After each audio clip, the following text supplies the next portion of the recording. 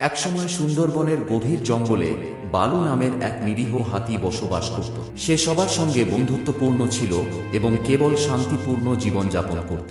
অন্যদিকে শিয়াল টিকু ছিল বুদ্ধিমান কিন্তু একটু স্বার্থপর প্রকৃতির। একদিন টিকু এক দুষ্ট চক্রান্ত করল। টিকু বলল, বন্ধুরা, আমরা সবাই জানি বালু কত বড়। যদি সে আমাদের খাবার ভাগ না করে, তবে আমাদের জন্য ক্ষুধা অপেক্ষা করছে। কিন্তু বালু বিন্দুমাত্র দুঃখ না করে প্রতিদিনই গাছের ফল ভাগ করে খাওয়ার জন্য অনুরোধ করত।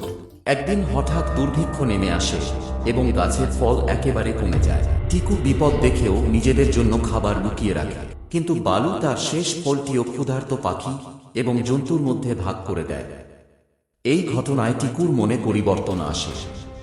সে বুঝতে পারে অন্যদের সাহায্য না করে তার স্বার্থপরতা তাকে একাকী করেছে। সে বালুর কাছে গিয়ে বলল, তুমি আমার চেয়ে অনেক বড়। তোমার উদারতা আমাকে লজ্জিত করেছে। আমি আমার ভুল বুঝতে পেরেছি।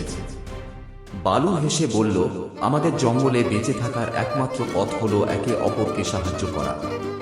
এরপর থেকে জঙ্গলের সব প্রাণী আবার সুখে বসবাস করতে শুরু করে। উদারতা এবং একতা সর্বদা সুখ আনে। নিজের শক্তি ও বুদ্ধিকে শুধু নিজের জন্য নয়, বরং সকলের মঙ্গলার্থে ব্যবহার করা উচিত।